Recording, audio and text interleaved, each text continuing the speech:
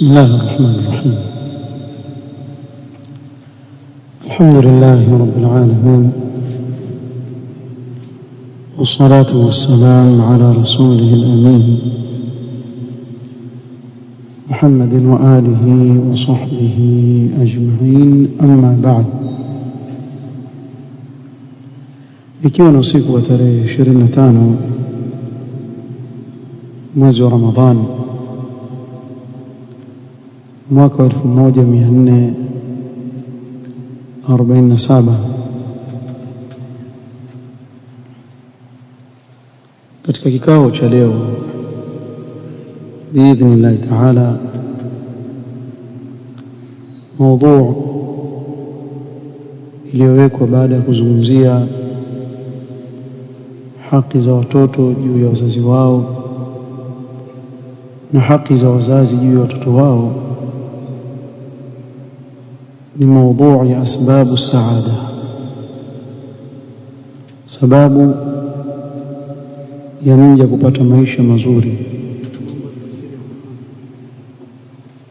sababu ambazo zitampelekea mja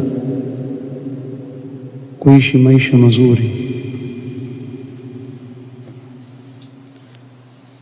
حاجة الناس ضرورية للعلم بأسباب سعادتهم. kwa kweli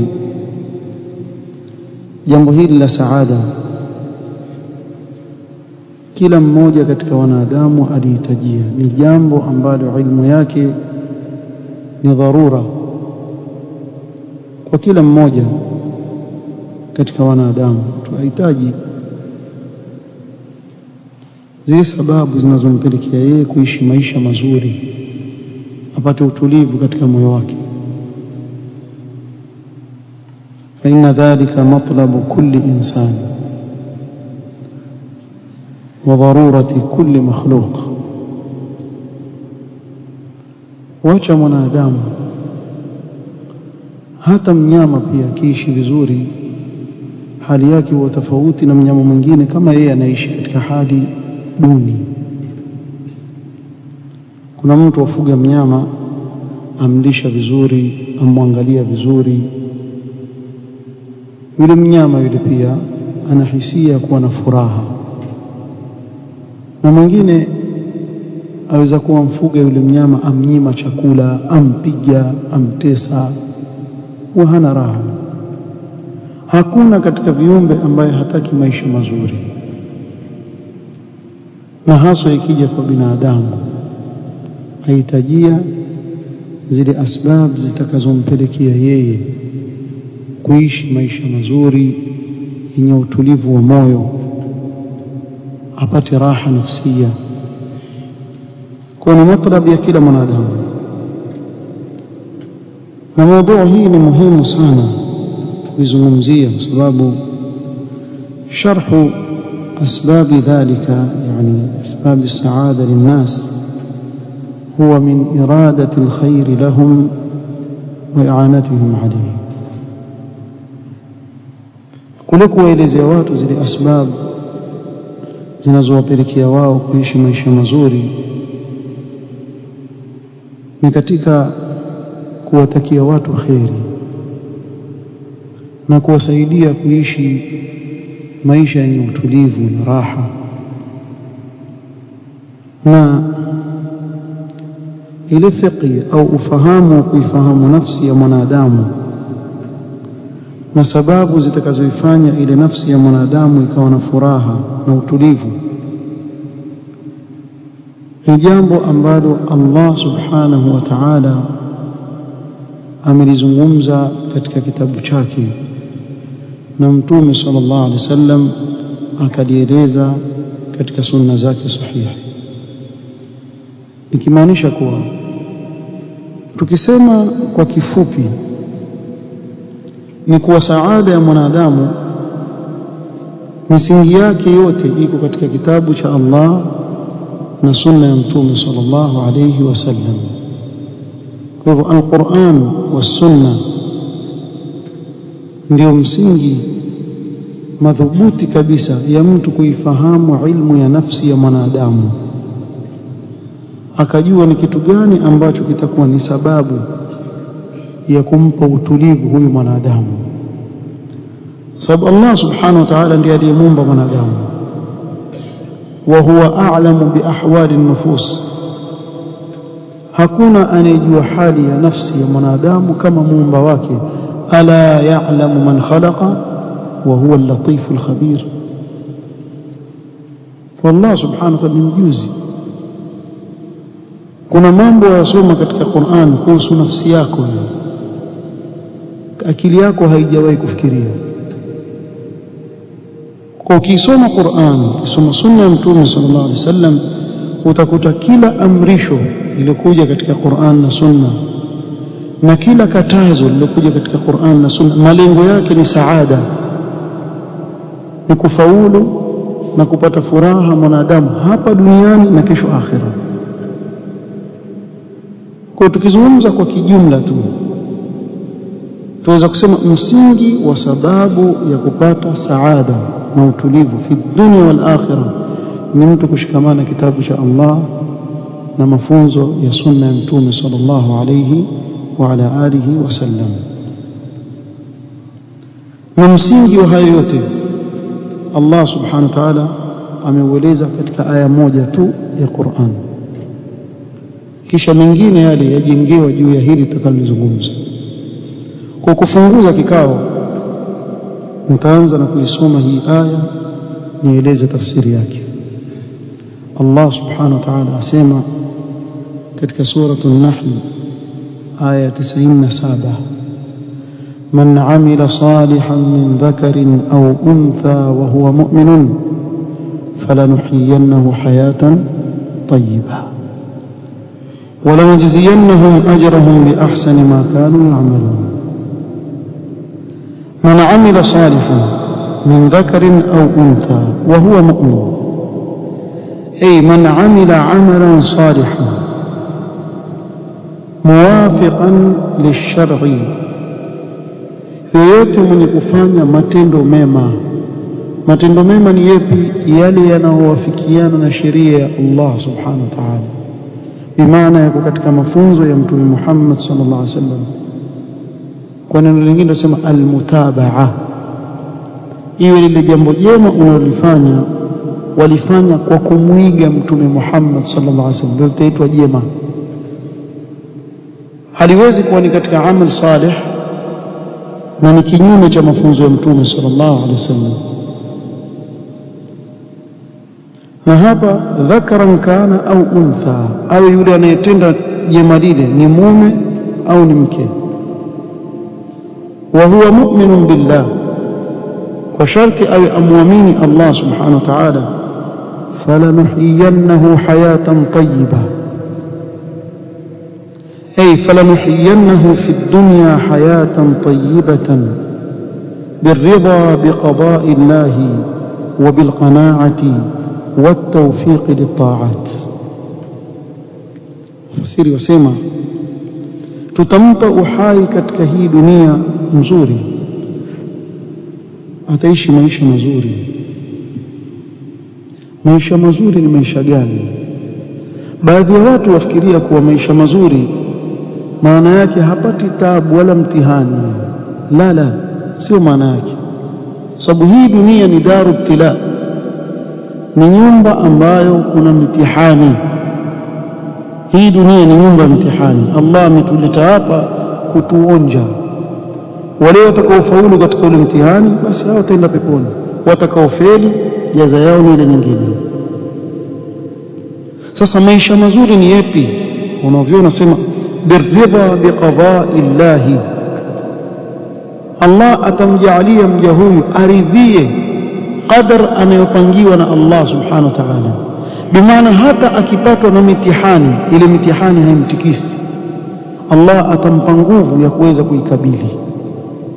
Tizama mitume wa Allah alayhi salatu wassalam ndio wabora wa viumbe, lakini Mtume Muhammad sallallahu alaihi wasallam asema ashaddu an-nas bala al-anbiya, watu wanaopewa mitihani zaidi kuliko mtu yeyote mwingine ni mitume. thumma al-amthal fal-amthal, kisha kila anayejifananisha na mitume atazidi kupata mitihani zaidi, sababu daraja zao ziko juu zaidi. Kwa leo ukapata na mtihani wewe, usifikirie uko peke yako, lakini waukabili vipi ule mtihani?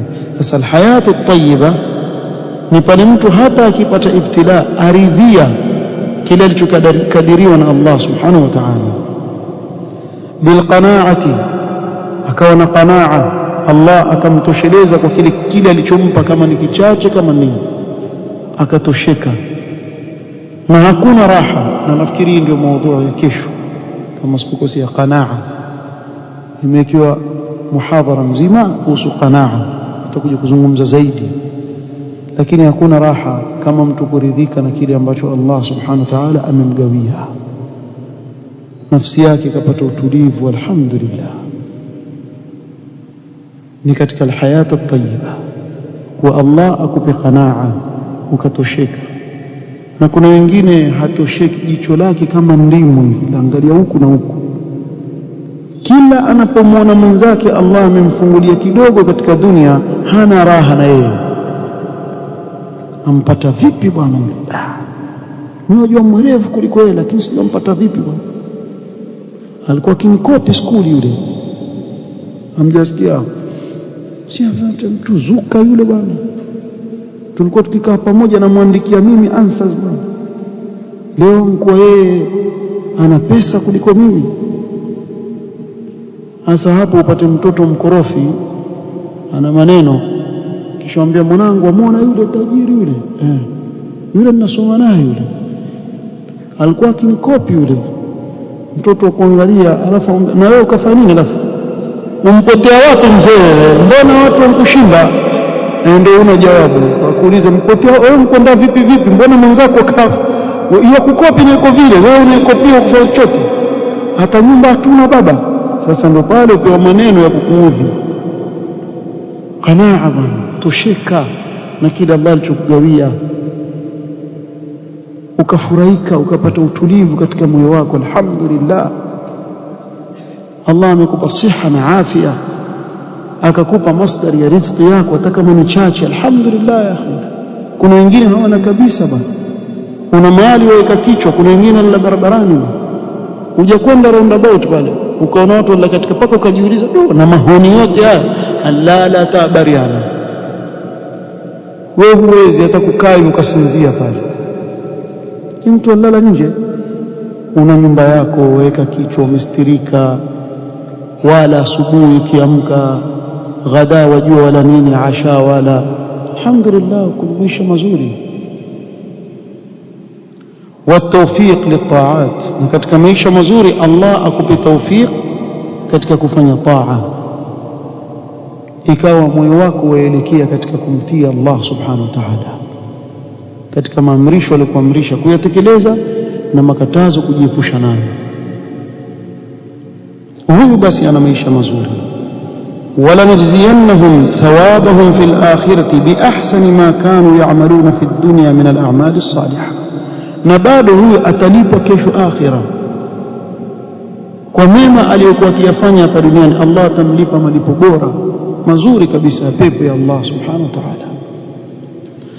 Kwa hivyo msingi wa saada al-iman wal amal as-salih. Al-allamatu Abdurrahman as-Sa'di rahimahullah ta'ala ana kitabu kizuri alikiandika, akakipa jina alwasailu almufida lilhayati as-sa'ida. Akaweka njia ambazo zimekuja katika akili yake wakati ule akiandika, ambazo mja akizitumia njia zile biidhnillah ta'ala ataishi maisha mazuri kwa dalili za Qur'an na Sunna, kadhalika kwa tajruba. Na hii kitabu tushawahi kusoma pale Masjid Aisha kuanzia mwanzo mpaka mwisho, sharh Sheikh Abdul Razzaq.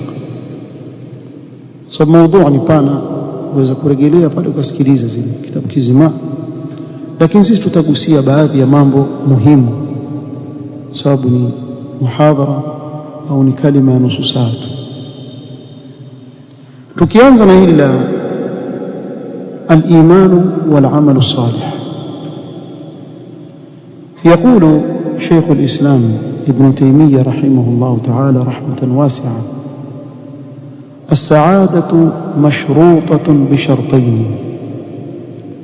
سعادة maisha mazuri yamewekewa masharti mawili. Lisipopatikana moja katika masharti haya mawili, huwezi kuishi maisha mazuri. Wewe utaishi na shida, wewe hujaziona. Moja ikikosekana, huwezi kupata maisha mazuri. Wewe ushamwona mtu yatembea azungumza peke yake? Kuna watu bwana shida, usiwalaumu sana. Waweza peleka gari barabarani, wampigia mtu ni pipi, pata habari yana. Unasema kuna watu wajeuri. Si mjeuri maskini, azungumza peke yake, yazungumza na akili yake, hata hayumo, hajui kama mpigia honi, kasongwa na maisha huyo. Sasa na huyu asipojua njia ya kujinasua katika ile dhiki alikuwa nayo, ndio mkaona mpaka wengine wakafikia kujitupa kwenye gorofa, aona akifa ataishi maisha mazuri baadaye. Kumbe ndio tabu yaanza hapa, ndio yuanza maisha ya tabu yenyewe. Sasa maana hakuna tena kurudi nyuma. Mara tu mkuta watu wamekusanyika pale bridge wachungulia nini, kuna jamaa akajitupa bwana. Ankosa nini huyu? Ankosa haya tunazungumza hapa. Maisha mazuri ya raha, ya utulivu wa moyo, lazima masharti mawili. As-sa'adatu mashrutatun bi shartayn: bil iman wal amal as-salih.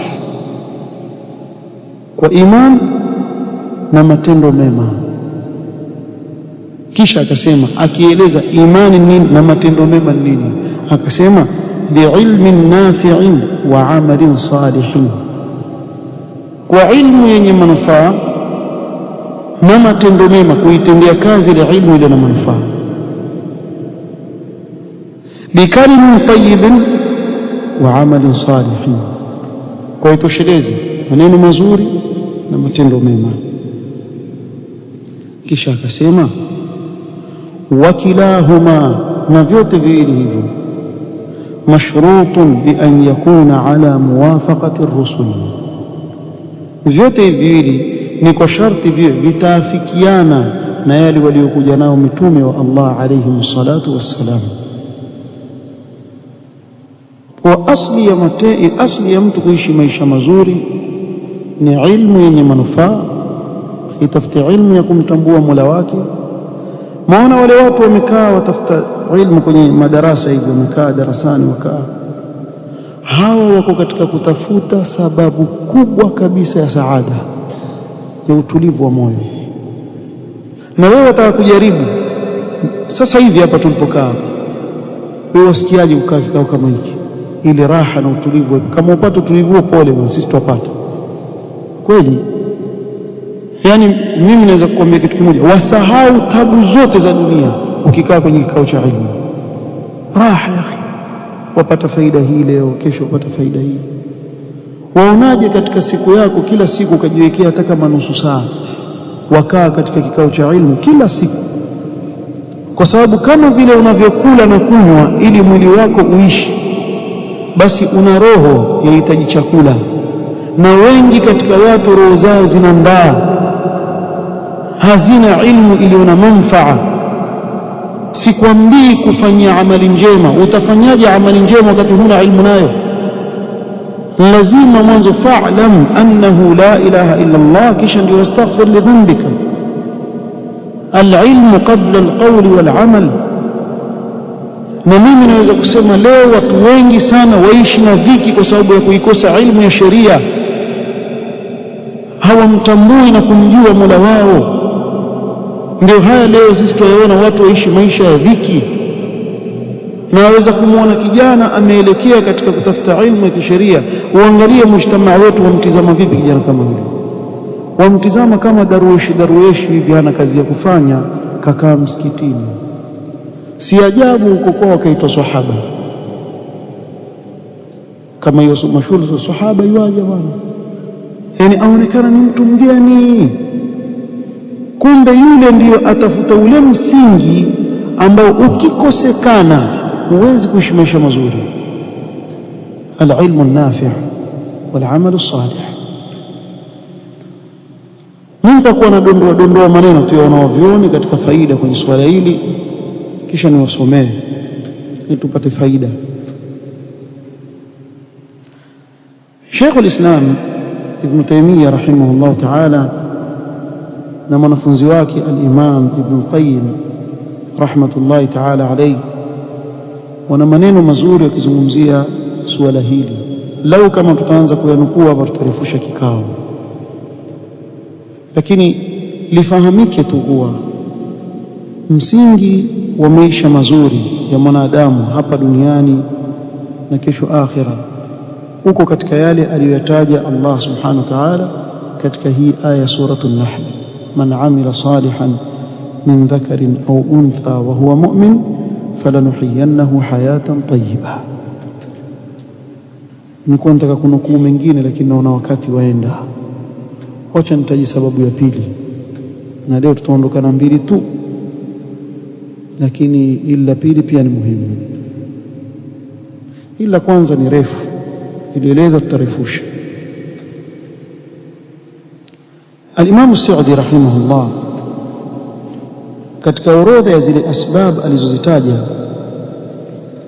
akataja pia min al-asbab allati tuzilu al-hamma wal-ghamma wal-qalaq, katika sababu zinazoondoa dhiki na wasiwasi katika moyo wa mwanadamu akapata utulivu: al-ihsanu ila al-khalqi bil-qawli wal-fi'li wa anwa'i al-ma'rufi,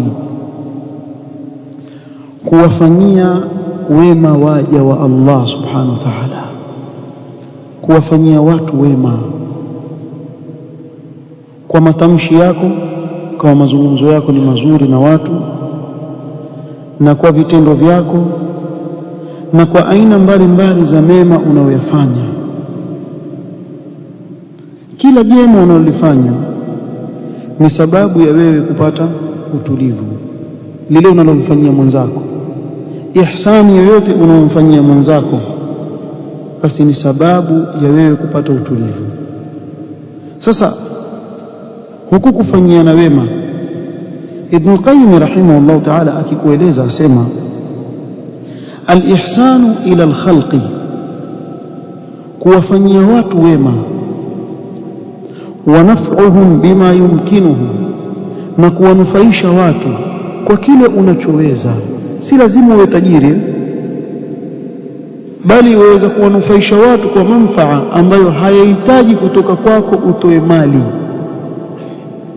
Si lazima uwe tajiri ndio wanufaisha watu. Ndio Ibn Qayyim akataja njia za kuwanufaisha watu, sema minal mali, yaweza kuwa katika mali, wal jahi, na cheo.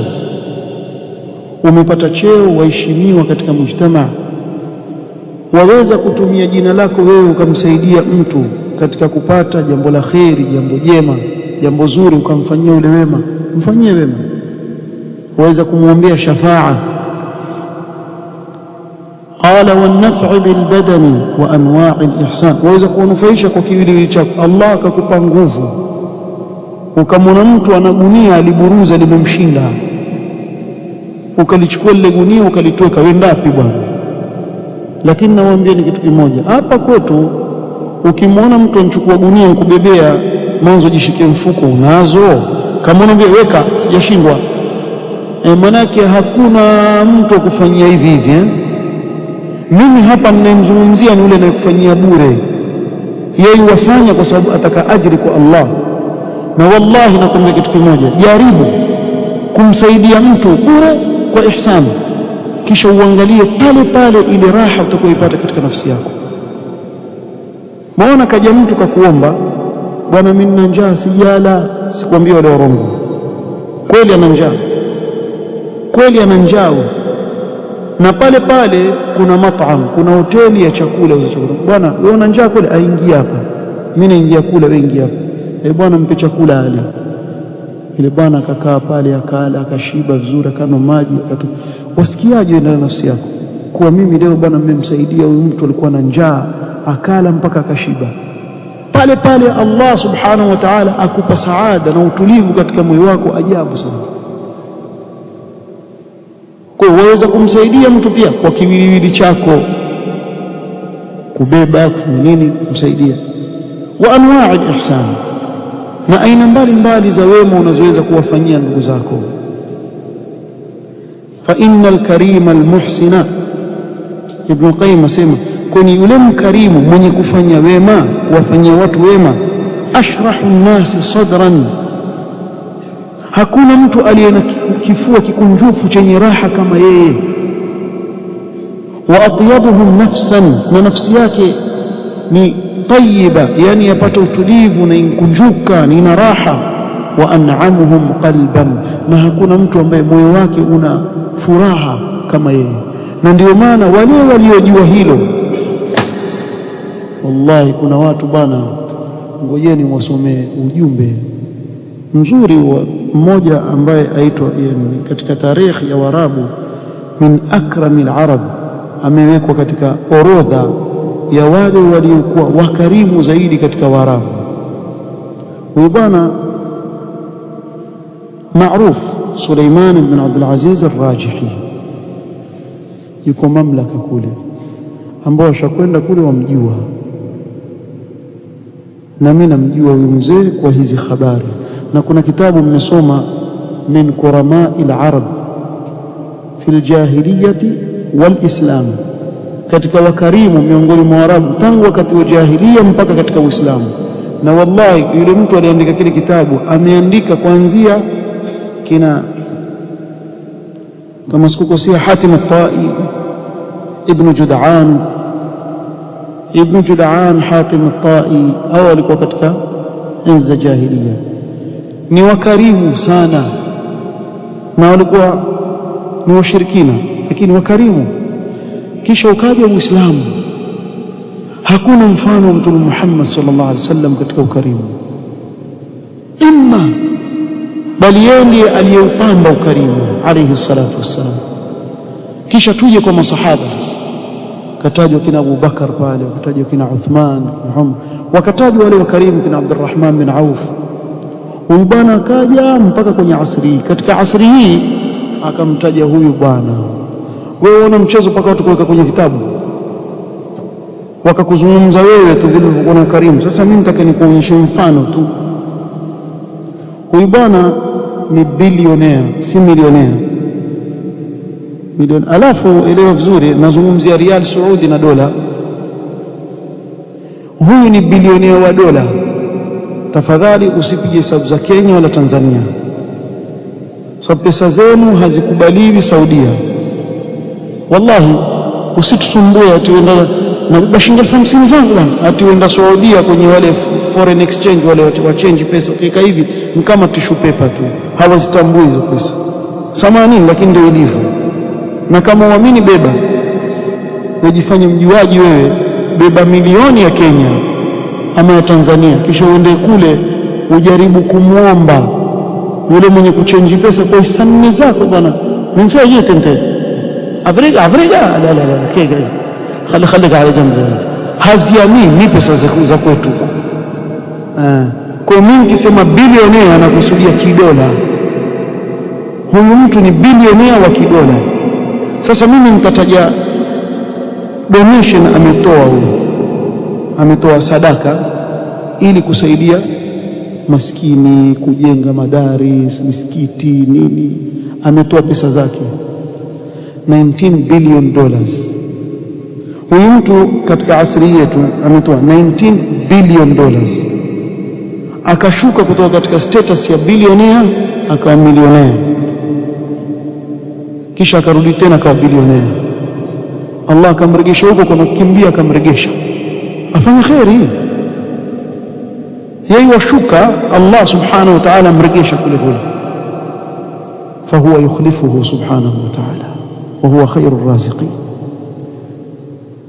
Yeye watoka kule, Allah subhanahu wa ta'ala azidi kumfungulia subhanahu wa ta'ala. bilioni $19 hizo sadaka hizo. Haiwezekana mtu kachimba kisima cha 1.5 Kenya hapo msikiti fulani hapo, basi kutakaa Waislamu ndani ya msikiti wetumia maji nzuri kweli za kwa ama badilishe mfereji, mtajua kama yuko fujo kweli kweli. Kutoa, hao wameelewa kuwa kutoa ya kupa utulivu wa roho na raha nafsia ajibu. Na Allah subhanahu wa ta'ala kweli yule mwenye kutoa humpa utulivu katika moyo wa ajabu sana.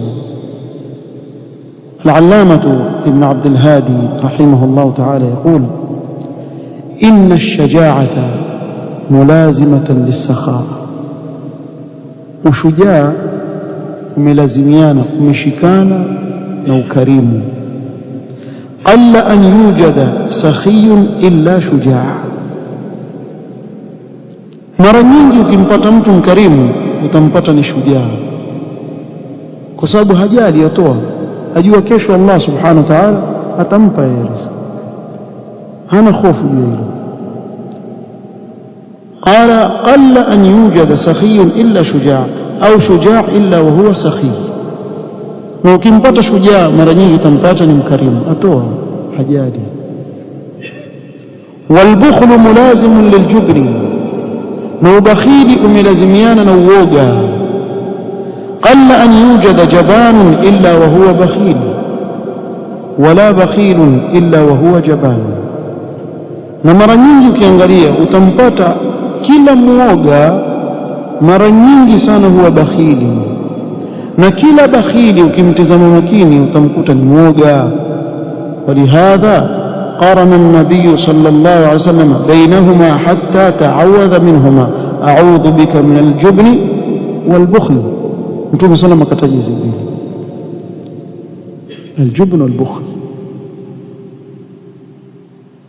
subhanahu wa ta'ala akikupa ukarimu basi akupa na ushujaa, sababu yule aliyeshujaa sio toa. na kila mja akimtambua zaidi Allah subhanahu wa ta'ala, kullu man kana billahi a'raf kana ahra bihi an yakuna sakhiyan fi naf'i al-islam wa musa'adati al-muhtajin. Kila mja akiwa zaidi katika kumtambua Allah subhanahu wa ta'ala utampata zaidi ni mkarimu, anufaisha Uislamu na wasaidia wanaohitaji. الليث بن سعد رحمه الله تعالى من سادات علماء الحديث رحمة الله عليه، له مجلس في تعليم العلم ومجلس لحوائج الناس. ويبانا alikuwa ni tajiri, mfanya biashara na ni alim katika hadithi. Alikuwa na majlisi yake, hiyo kazi yake ni kusomesha hadithi. Akimaliza ana majlisi nyingine khasa, waja wanaohitajia wasaidia, rahmatullahi ta'ala alayhi. Na kutoa mali katika kuhuisha ilmu min awla as-sadaqat, na hili nitamalizia nalo.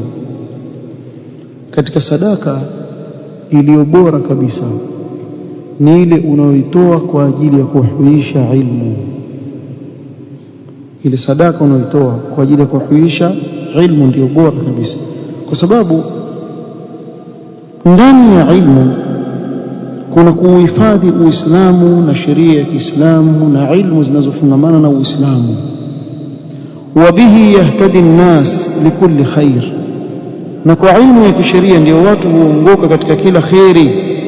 watuhfadhu albilad walibad, na kwa ilmu ya sheria ndio huhifadhika miji na nchi na waja wa Allah wakahifadhika. Tizama kwa watu kukosa ilmu, nchi ngapi leo za Kiislamu zimeanguka? Tiwa kwenye maandamano waingia tu wao, piga ua, hata hafikirii mara mbili. Jahil, wala hajui mwisho wa kile kitendo anachokifanya kitakwenda vipi. wewe waweza kuamini ile hali ambayo wanao Sudan leo, ndugu zetu wa Sudan, katika wale waanzilishi mwanamke, kuna mwanamke mmoja akasimama akapiga kelele na makafiri bwana, wana njama kweli, akatolewa sura kule mwanamke shujaa. Sasa washindwa na mwanamke bwana, jamaa wakatolewa kwenye maandamano, fujo, balaa, lete maandamano mpaka wamepindua serikali, watu hawasikii vichaa. Leo watamani irudi ile Sudani ile wakati ule na shida za yule kiongozi alikuwa pale kuliko ile hali walionayo sasa. Hali imekuwa mbaya sana. Lau kama wangelikuwa na ilmu ya kisheria na wakaifuata sheria inavyoeleza, basi wangemsubiria yule kiongozi, Allah subhanahu wa ta'ala angewapa njia. Lakini kwa kuwa ilmu imekosa, ilmu ya hifadhi miji bwana, ilmu ya hifadhi nchi, huwezi kuwapeleka watu wenye elimu zao kijinga tu ati hapa uje kwa masala kumbe kesho kuna maandamano. Wakosa kazi ya nini? Maji ya mpanda bei, tutaomba mvua ije. Kwa nini tuharibu amani ya nchi kwa ajili? Kwa nini tuharibu amani ya nchi? Kwa sababu ile amani ya nchi ni ghali zaidi kuliko hicho wewe unachokipigania wewe. Utatamani uwe na njaa na amani kuliko ungelikuwa chakula unacho mbele yako lakini huna amani, hutokila kile chakula. Na wewe kama uamini, chukua mbuzi mfunge kwenye mti, mwekee nyasi, kisha funga fisi pale kando yake, funga fisi. Lile jifisi litie cheni kubwa, maana kileweza kuponyoka, lile la fungua mdomo tu mfuate yule mbuzi, kisha mwombe yule mbuzi ale. Wallahi hali wala sijui kama talala yule mbuzi, kwa sababu nkosa amani. Ukikosa amani hakuna raha shekhe. Utaishi vipi wewe? Waogopa watoto wako, mke wako, binti zako wako nyumbani, wewe hujui ukienda nyumbani utapata kukosa damu. Kuna watu waishi hivyo sasa hivi. Kwa kutoa kwa ajili ya ilmu na huku kukupa utulivu mzuri zaidi. Nitatoa mfano. قال حبان بن موسى رحمه الله: عوتب ابن المبارك فيما يفرق من المال في البلدان. الإمام ابن المبارك alikuwa tajiri sana. Abdullah ibn Mubarak alikuwa tajiri sana na ni alim katika ulama alhadith. Hao ni katika wale watu ambao Allah amewakusanyia khairi dunia wal akhirah, ad-din wad dunya. Alikuwa mfanya biashara, tajiri na ana ilmu. Kwa hivyo ule utajiri wake akawa autumia katika khairi, lakini yeye akawa yatafuta wale wanafunzi wanaotafuta ilmu ya hadithi, kisha akiwagawanyia mali yake. Watakusafiri kwenda kusoma wapi? Mali fulani, shika, nenda katafuta ilmu, nenda kufanya hivi. Akija wakuta hawana kalamu, shikeni. Hawana sijui vitabu, wape vitabu, awasaidia. Mwalimu nani yule pale, kawe somesha, sisi tutakusimamia dunia yako, usiondoke, baki hapa hapa. Wanafunzi waje wasoma pale. Hasa kuna wengine hawana raha pia katika eti ya laumio, yeye watoa sana wewe bwana. Maskini waje kumlaumu. Faqala rahimahullah, akawaambia: inni a'rifu makana qaumin lahum fadlun wa sidqun, mimi najua sehemu za watu ambao wana fadla na ni wa kweli. Talabu alhadith fa ahsanu at-talab lilhadith, wametafuta hadithi za Mtume sallallahu alayhi wasallam, ilmu ya hadithi ya Mtume sallallahu alayhi wasallam, wakafanya vizuri kutafuta ilmu hiyo ya hadith. Wa hajatu nnasi ilayhim shadida, na watu wahitajia sana watu hawa wende wakawasomesha dini yao. Waqad ihtaju, na leo nawaona hawa wanaotafuta ilmu hao wamekuwa wahitaji mtu wasaidie. Fa in taraknahum daa amaluhum, ikiwa tutawaacha tutawasaidia, basi ile kazi yote walioifanya itapotea. Ndio leo za kumwona kijana kahifadhi Qur'ani, kasoma nini, kisha kafungua wholesale, auza ruzi, auza tomato mkebe. Hafidhu kasoma labda Jamia Islamia Madina, kaenda karudi, ana ilmu yake. Lakini si Waislamu tujishughulishi basi. akaona watu mfungue biashara yangu, kafungua, kashughulishwa. Baada ya mwaka Qur'ani hamna tena. Baada ya mwaka wa pili amekuwa ami, hana tofauti na awamu, hana ilmu yote, imkwenda yote. Na ilmu kitu cha ajabu sana, ukikiwacha na ya kuacha. Kisha tukaa hapa, mbona watoto wetu hawajasoma, mbona hawajafanya nini? Yule mwenzenu ambaye alikuwa na nyinyi, si mngemchukua yule mkamsimamia, mkamwambia kaa somesha? Mmemwacha mpaka ameingia kwenye dunia ndio ajisahau. Haya, shakwenda. Na leo hili liko sana huku kwetu, liko sana sana. Ukilizungumza watu tikisa vitu wala hafanyi chochote kikweli. Qala wa in aghnaynaahum nasharu alilm, tukiwatosheleza hawa wataeneza ilmu. Atakaa mtu chini, eneza ilmu, kaa chini, somesha. wala a'lamu ba'da an-nubuwati darajatan afdal min bath al-ilm. Ibn Mubarak asema, na mimi sijui baada ya utume daraja bora zaidi kama kueneza ilmu ya mitume. Yani baada ya utume ni daraja ya kueneza ilmu ya kisheria. Ona huyu aliyepewa mali na ilmu namna gani alitumia mali yake katika kuhakikisha kuwa wale wanaotafuta ilmu ya kisheria wameitafuta na wamepata utulivu katika kutafuta ilmu kwao. Sasa hili ni changamoto bwana kwa kila mwenye uwezo. Wewe ushindwe ikiwa Allah amekufungulia hata kushika mwanafunzi mmoja mtaani kwenu pale, ukachukua mtoto fulani atakuhifadhi Qur'an, kwa mimi nitamsimamia mwanzo mpaka mwisho, si miaka miwili ahifadhi Qur'an juu yangu bwana, mpeleke akahifadhi Qur'an. Mmekaa mwimpoti tu kila Ramadhani bwana, tutakaa vijana wawili watuswalishe, na nyinyi mfanya nini hapo mtaani? Yani mtaa mzima mwezi kutoa watoto watatu wanne tuende kuhifadhi Qur'an, warudi waswalishe hapo mtaani hamwezi? Salala mabakhiri namna hiyo nini? Si wajitolee tu watu wapeleke watoto wao kuhifadhi Qur'an watatu wanne, kisha mseme basi huyu mmoja utamshika wewe, huyu mmoja utamshika huyu, mmoja utamshika huyu. Sijekaa nazungumza hapo mwaniangalia mimi tunataka senti. Bakini nazo nyinyi wenyewe senti zenu. Mimi nawaelekeza tu katika khairi. Kuna watu wengine wanataka kusikia wajifanyia kampeni, baki nazo senti zako wewe, uone hivyo unavyofanya sawa. Allah amekupa uwezo mtaani kwenu tu hapo mnapoishi, basi hata mtoto mmoja bana, alaysa minkum rajulun rashid. Na hii ni wewe uone ile saada utakayopata na utulivu wa moyo ukiona yule mtoto ulimsimamia mwanzo mpaka kesho amekuwa imamu msikitini, yeye ndiye waswalisha tarawih Ramadhani, masoma vizuri, waswalisha pale, amesoma toa khutba ya Jumaa, atoa darasa. Ile raha unayopata katika moyo wako kiasi gani? Lakini sisi tunajifanya amnazo kweli kweli, amnazo tu. Lakini ngoja kesho kutokee mambo ya kipuzipuzi. Kuna ligi bwana, nasimamia fulani bwana, nasimamia ligi bwana, basi yale mambo ya masifa yale sisi ndio tuko mbele, lakini ya kujenga akhira yetu tusahau.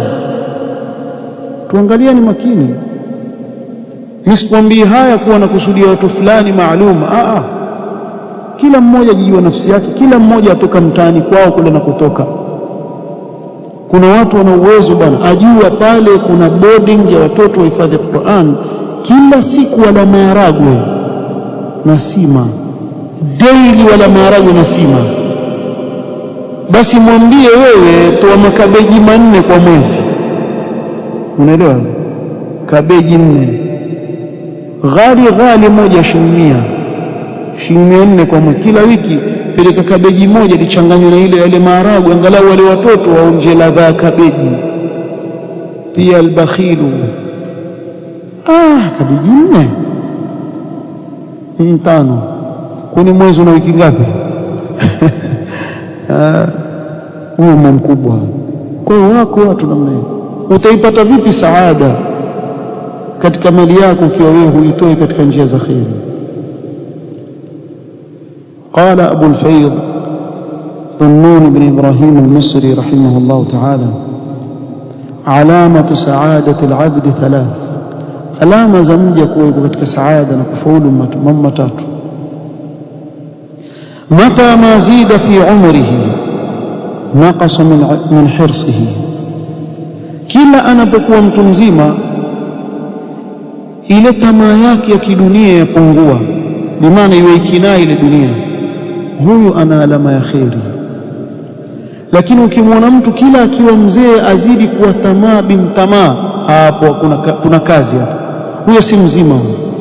Kwa sababu kila umri ukienda iwaiwacha hii dunia, ule umri kusonga mbele iwaiwacha hii dunia, lakini bado moyo wake umefungamana ile dunia, huyo ana matatizo.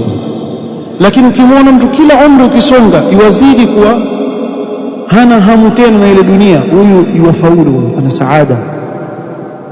Wa mata ma zida fi malihi zada huwa fi sakhaihi wa badlihi. Na ukimwona mtu kila Allah akimfungulia katika mali yake na yeye wazidi kuwa mkarimu, basi huyo kwenye khairi na saada, huyo yuko katika njia ya kutafuta saada, bimaana mali yake yazidi na ukarimu wake wazidi. Wa mata ma zida fi qadrihi zada huwa fi tawadhu'ihi, na kila heshima yake inapozidi kwa watu na yeye wazidi kuwa mnyenyekevu, bimaana hajikuzi kwa kuwa sasa heshima yake imekuwa kubwa, amepata cheo, watu wamwangalia vingine, akawadharau watu. Kila akipanda cheo na yeye wazidi kuwa mutawadhi. Wa alamatu ash-shaqa'i thalath, na alama za mtu kuangamia ni tatu. Kiufupi kinyume cha hayo niliyotaja.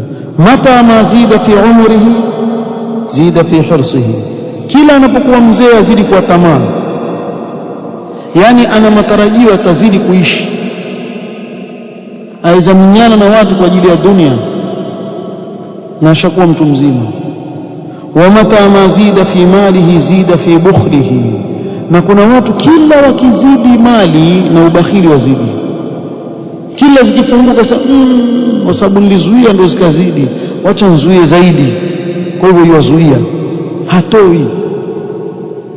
Wa mata ma zida fi qadrihi zida fi takabburihi wa tajabburihi, na kila cheo chake kikiwa kikubwa zaidi katika mujtama na yeye wazidi kuwa na kibri, ajiona zaidi. Kuna baadhi ya watu walikuwa ni watu wa kawaida tu, Allah akawaonja na mtihani wa vyeo, kile kibri mtu anachomea katika kifua chake mpaka ukashangaa, huyu si fulani huyu, ndio huyo.